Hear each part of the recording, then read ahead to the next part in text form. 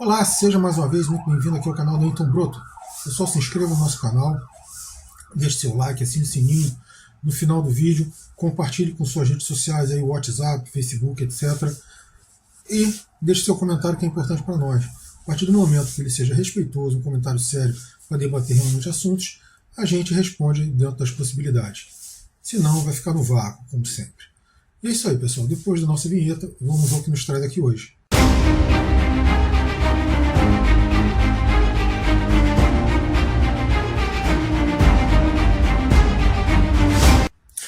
E o que nos traz aqui hoje é uma retrospectiva. Eu achei por bem esse ano fazer uma retrospectiva porque eu comentei praticamente o ano inteiro, inclusive aqui no canal também. Vamos começar bem do comecinho, né? Brasil e Mundo, lá no iniciozinho, dia 1º de janeiro de 2023. Lula assume, Lula 3. Alguns dizem que seria Lula 5, considerando os dois governos de Dilma e de Lula também. Tá, no primeiro, no Dilma 1, até teve um dedão lá enfiado do Lula naquele governo, quase até o final. Depois a Dilma meio que rompe com o Lula.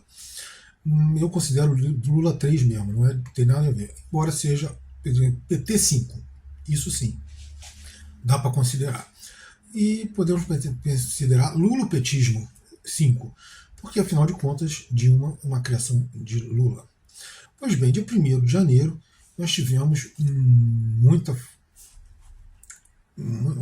uma festa, né? Muita comemoração, foi mulher subindo rampa, preto subindo rampa, mulher preta subindo rampa, índio subindo rampa, cachorro subindo rampa, todo mundo subindo rampa.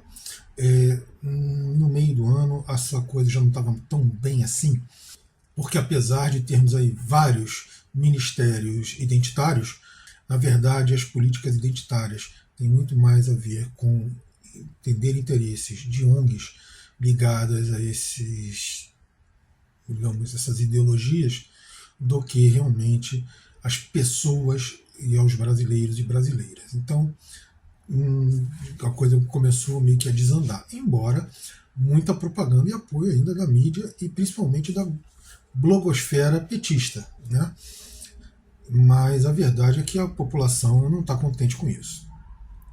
Aí continuamos com isso aí. O governo começa, amparado aí pela chamada PEC da transição, que liberou 200 bilhões de reais, é muita grana, e isso possibilitou Lula a cumprir duas das promessas dele.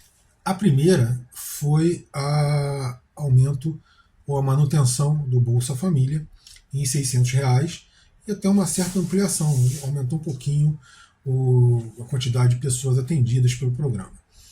A segunda é o aumento um pouco acima da inflação do salário mínimo, que ele prometeu seria uma constante do seu governo e que já há tendência a se impedir esse aumento acima da inflação.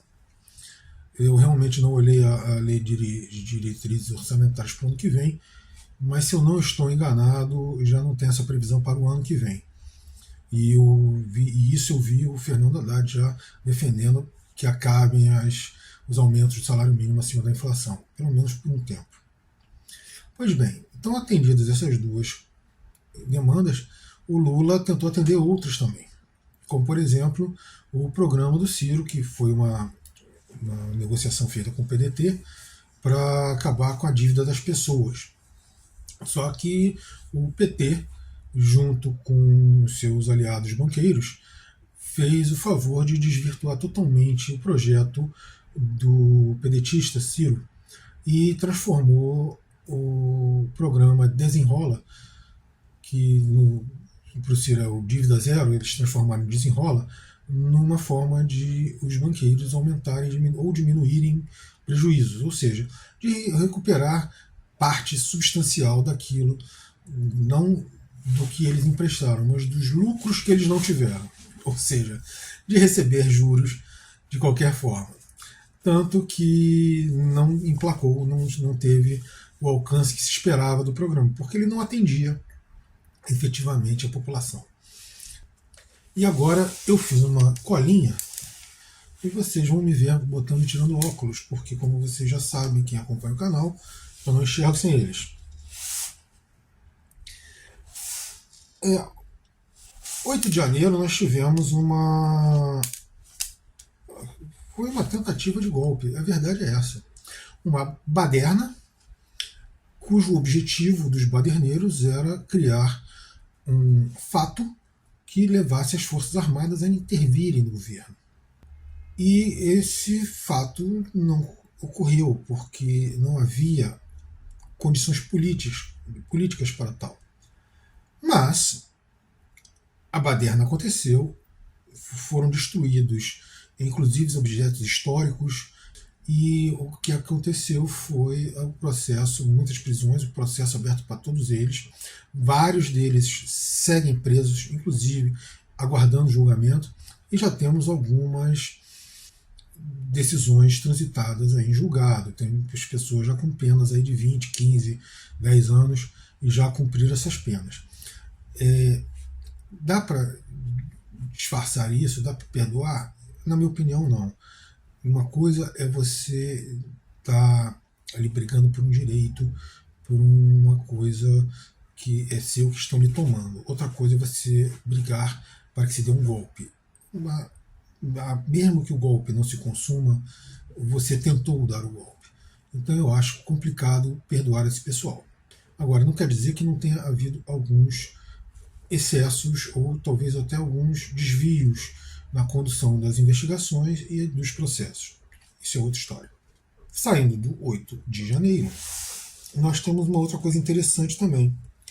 É que, embora Lula tenha aberto mais ministérios de cara, né, inclusive aí, principalmente para acomodar o pessoal identitário dele, aí abriu da mulher, do direito racial, do índio, não sei o quê, povos originários, né, e tal, mas a verdade é que a estrutura bolsonarista de governo meio que se manteve intacta. Tá, ele voltou a dividir a economia em fazenda e planejamento, que, a meu ver, é a melhor maneira mesmo, porque o planejamento ele vai segurar um pouco o ímpeto da gastador da fazenda. O problema é que ele colocou 2 planejadores nos 2 ministérios. Aí você tem 2 ministros de planejamento, a verdade é essa.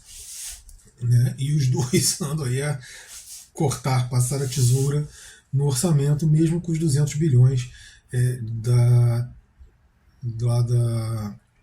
nossa PEC de transição. Prova disso é que a Simone Tebet, que defendia austeridade e tal, disse que a austeridade de Haddad era excessiva. Só lembrar que Fernando Haddad, em 2018, quando candidato à presidência da República, alterou no segundo turno o programa de governo PT, e colocou ali a independência do Banco Central. Ora, não existe Banco Central independente. O Banco Central sempre atende interesses. Esse interesse do povo e da nação, em termos de desenvolvimento, em termos de investimentos públicos, pode ser interesse de classe dominante rentista. E é o que este banco faz. Ainda mais quando você coloca um banqueiro privado para presidir esse Banco Central, que foi o que Bolsonaro fez lá atrás e que não foi mudado por Lula, que, embora tenha alguns mecanismos para alterar isso, nunca usou nenhum deles, se recusou. Só sempre um discurso vazio. E esse mesmo Fernando Haddad, no início do ano, ali por maio, acho, no primeiro semestre ainda, ele fez uma declaração, ele deu uma declaração dizendo que o papel do PT era administrar o sistema, ou seja, manter tudo do jeito que está, apenas minorando as mazelas para a população mais pobre. Então é difícil isso aí. No âmbito internacional, talvez tenha sido o melhor papel do governo, embora, na minha opinião, tenha dado, principalmente o presidente da República, tenha dado muito pouca atenção a regiões que são muito mais cruciais ao Brasil do que, por exemplo, Ucrânia e Israel, o Oriente Médio. O Brasil deveria ter prestado muito mais atenção à África. Ele fez uma viagem à África e visitou alguns países, mas eu acho que ele devia ter viajado mais para lá, visitado mais países, estreitado mais relações com a África. E também aqui na América do Sul. Embora tenha tido algumas aproximações com alguns governos, ou reaproximações, elas foram tímidas. E isso teria que ter sido mais intenso do que foi, com a presença do próprio Lula, não com a presença apenas de enviados diplomáticos. O próprio presidente deveria ter feito isso, porque são regiões muito mais interessantes ao Brasil do que a Ucrânia, por exemplo. Agora, ali o Lula aparece bonito, né, na foto, falando um monte de coisas e tentando, dizendo que era paz e fazendo aqueles discursos, e aparece como se fosse uma grande figura mundial, que não é. Não é, e mostrou isso várias vezes, né? Tanto no seu primeira passagem na presidência como na segunda. Ainda que o Brasil tenha elaborado um plano lá com o Irã para amenizar a crise na época da questão nuclear, a verdade é que os Estados Unidos botou ele de lado e quem fechou o acordo na época foram os próprios americanos. O Brasil sumiu nesse papel. E por aí é isso. A situação do Brasil é essa. Ele fez uma política muito mais voltada a dar holofotes a ele do que aos interesses do país em si. Seguindo, nós temos os eventos internacionais. Porque nas relações mesmo, o Brasil começou mal. Por conselho de Fernando Haddad, o Brasil não assumiu a presidência dos BRICS e pediu apenas a presidência do Banco dos BRICS para a senhora Dilma Rousseff. Sim, o Banco dos BRICS pode vir a ser importante, no momento ainda não é. Precisa de mais investimento no banco, mais aporte, e precisa de o banco ter mais abrangência também, para ele ter um papel mais importante. Mas o BRICS não. O BRICS ele já tem bastante importância mundial, ele já é um fator geopolítico muito importante. Tanto que a OTAN, o mundo ocidental, já dá muita atenção a isso e tenta minar os movimentos dos países dos BRICS, e uma união que parece se aumentar dia a dia, ou mês a mês, eles tentam minar isso de várias formas, inclusive provocando guerras, como agora do Oriente Médio. Eu vou falar isso mais avante, mais à frente do vídeo. Então, assim, foi um tiro no pé não assumir, né? E agora vai ter que passar toda a roda para que o Brasil tenha outra oportunidade de assumir. Depois disso, nós tivemos o G20, que o discurso do Lula foi muito legal, mas também muito pueril. Legal, porque falou lá das questões de climáticas e tal, que é um discurso bastante parecido com o que ele fez na COP28, mas pouco efetivo, né? Ele botou lá algumas culpas, mas pouco fez para reverter a situação, né? No máximo, ele tem conseguido, desses países, do G20 principalmente, dos ocidentais, são alguns investimentos em ONGs. Não são investimentos no Brasil. Não é dinheiro que vem para o Brasil administrar, são dinheiros dados para as ONGs, que por sua vez administram interesses desses países estrangeiros. Por fim, o outro evento muito importante que nós tivemos, porque o G20 e a COP28 foi meio que repeteco um do outro, pelo menos para o Brasil. Por fim, o outro evento importante que nós tivemos foi a abertura da ONU, onde Lula fez um discurso bom, mas como sempre é um discurso que se descola da realidade das ações dele.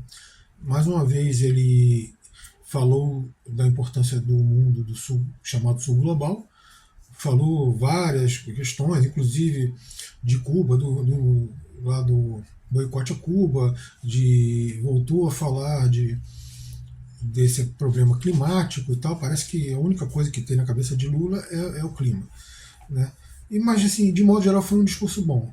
Embora alguns críticos tenham falado, mas o país tal também falou uma parte do discurso, ou o país fulano também falou outra parte do discurso dele. Mas, assim, quem falou tudo foi ele, e ele foi o primeiro. Claro, a primazia de abrir a Assembleia Geral da ONU sempre é do Brasil, então ele sempre vai falar primeiro. Mas ele juntou todos esses pontos no mesmo discurso. Como sempre, cai no erro de fazer um discurso bonito, mas na hora das ações elas estarem desconectadas com o discurso. Foi isso que Lula fez mais uma vez.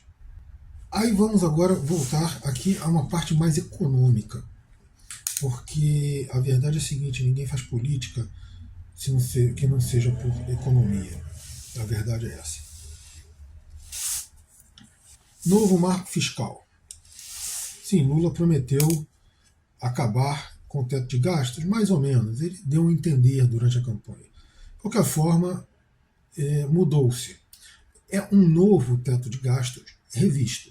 Sim, é mais elaborado, mais sofisticado economicamente, mas também é mais traiçoeiro. Ele, a princípio, ele te dá uma margem mínima para investimentos, mas ao mesmo tempo que ele dá uma margem mínima, ele também te dá uma margem máxima. A partir daquele máximo ali, tudo que você conseguir a mais de arrecadação ficará para pagamento de dívida. Ou seja, ele te amarra muito mais do que o teto antigo, talvez. Até porque, quando você não conseguir atingir a arrecadação necessária, você começa a ser punido e você vai diminuindo, inclusive, a margem mínima para investimento, ano a ano, até que você não possa investir ou tenha até que desinvestir. Então, assim, ao mesmo tempo que ele é mais economicamente mais sofisticado, mais bonitinho, ele também é uma faquinha de dois gumes que pode piorar muito a nossa situação fiscal. O puxadinho, que não foi uma reforma tributária, né, mas um puxadinho, na verdade, na época eu chamei até de uma limpeza, uma faxina. Na verdade, o que ele está fazendo não é uma reforma, porque a reforma implica em mudar as coisas. Ele não está mudando, ele só está concentrando. Então, assim, você tinha 5 impostos, está transformando em 5 ou 6 impostos, está transformando em 2. Né? Esses dois eles poderão ter alíquotas diferenciadas, não vai ser uma alíquota única, porque assim no mundo inteiro. Tá?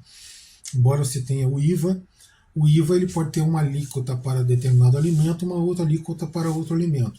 E assim por diante. Para um determinado serviço ele pode ser zerado, ele pode ser. E assim por diante.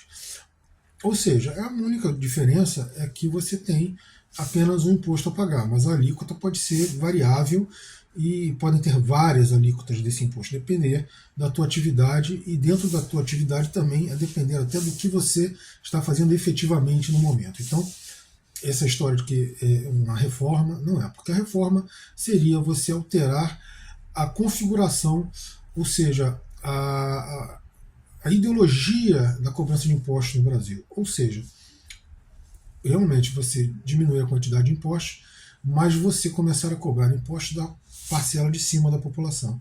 E não, eles não vão fugir. Por que eles não vão fugir? Porque o mundo inteiro cobra. Se eles não pagarem aqui, talvez eles paguem mais lá fora. Então eles vão manter o dinheirinho deles aqui, até porque é aqui que eles ganham dinheiro.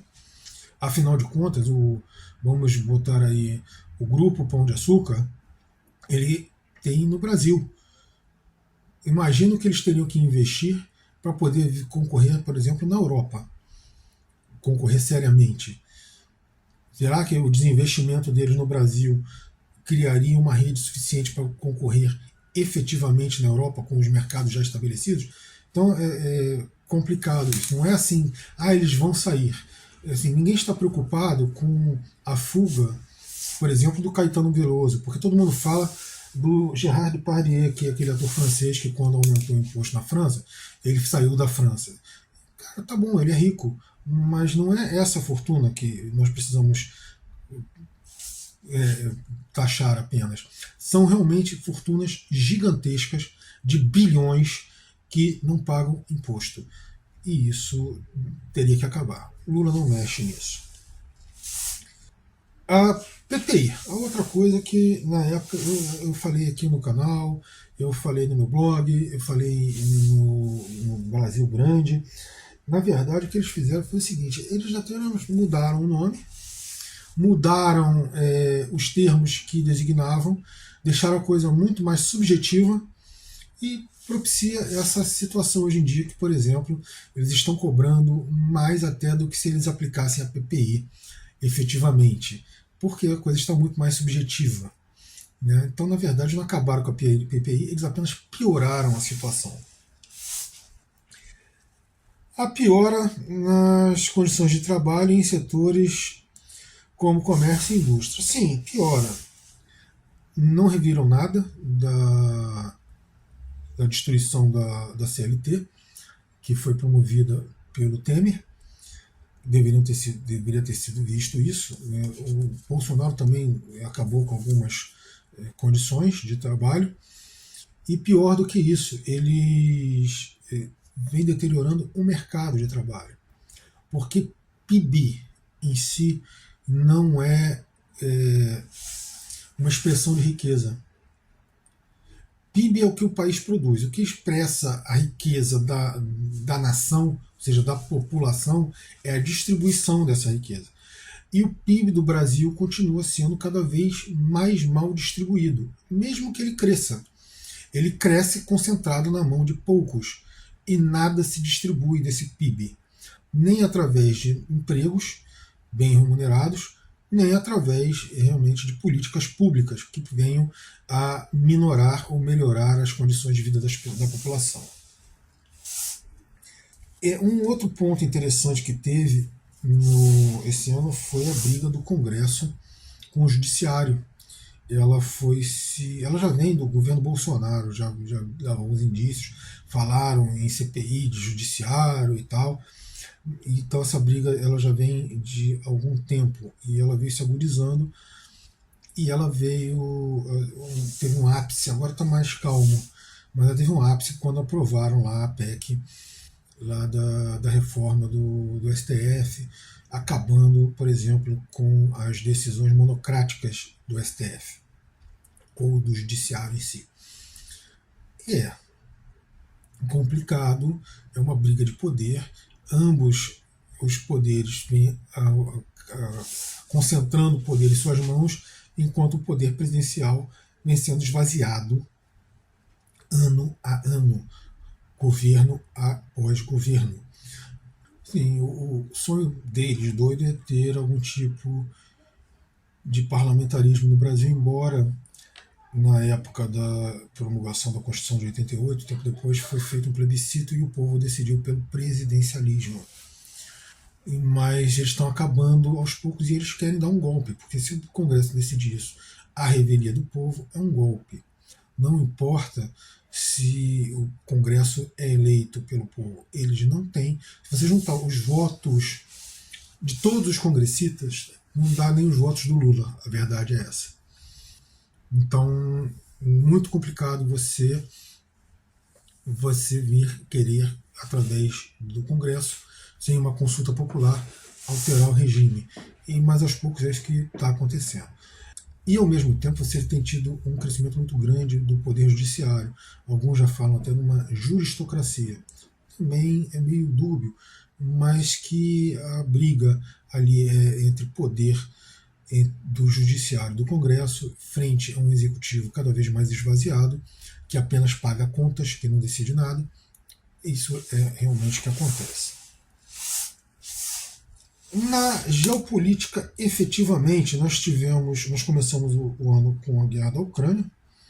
Né? A Ucrânia, os russos, no final de 2022, eles deram uma recuada, chegaram até a abandonar alguns espaços que eles já tinham ocupado.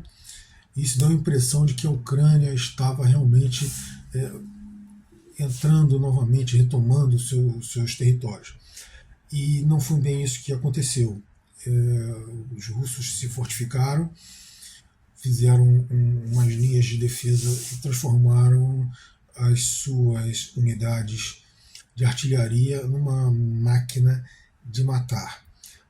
Já os especialistas, quem acompanha mais a fundo, especialistas que eu falo são generais, comandantes, coronéis, eles fazem cálculos que já tenham morrido mais de 600 mil ucranianos e algo em torno de 50 a 80 mil russos, mais 600 mil ucranianos, e que nos últimos meses poucos russos morrem, enquanto que os ucranianos continuam a morrer na casa dos milhares, das centenas por dia, milhares por mês.